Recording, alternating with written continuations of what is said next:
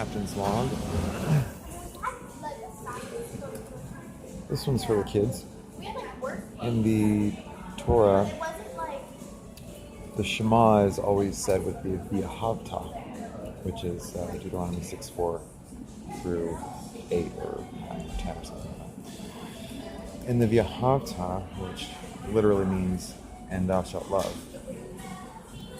it's describing the most essential teachings of Judaism. It starts off with Shema, which acknowledges the oneness of God. And then it goes on to say, "And you shall love thy goddess with all thy heart, with all thy mind, with all thy being. Set these words which I command you this day upon thy heart. Teach them faithfully to your children. V'ahavta et Adonai Elohecha b'chol levacha v'chol nafshecha v'chol me'odecha." The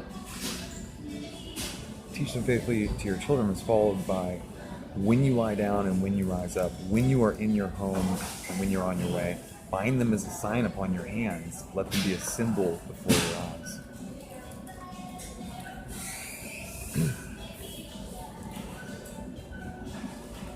So, here in the cafe, this is on the way.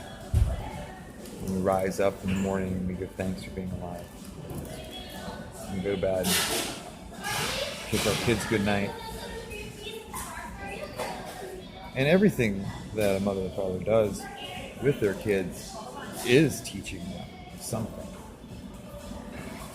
So, in that famous song, words, "Teach your children well," right? So, it is not required necessarily for a non-Jew to teach their kids the whole thing.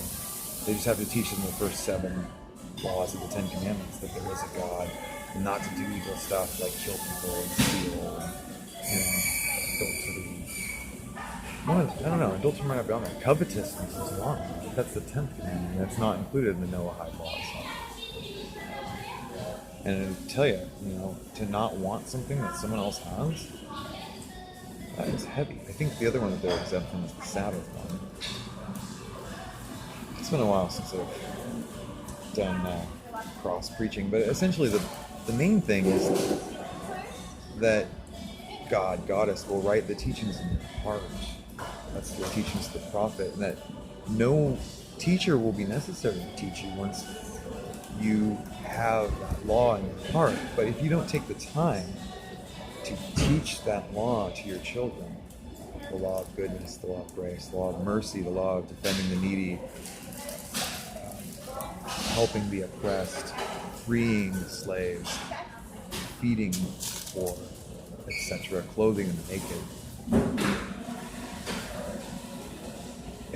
If we fail to heed these things, we're failing to heed the basics of love thy neighbor as thyself. This is not to say that you are the other person, as so many of these phony want to be spiritualists. I don't know how to simultaneously criticize them and be nice. Essentially, it's kind of like a non-dualist form of philosophy, but it's an unprovable non-dualist form of philosophy, meaning that the moment you challenge that, you're creating a rift. It's all one. No, it's not. Why would I say that if it's all one? You know what I mean? It's not all one. God is one. God is one. The Supreme Almighty. The one that said, "Behold, you're my children."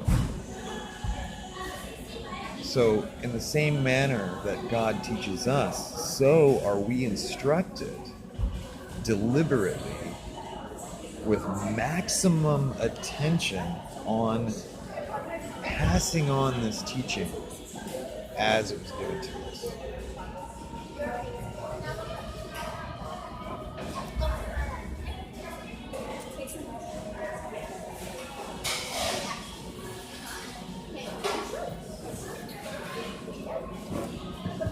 Let's just call that the precious discourse.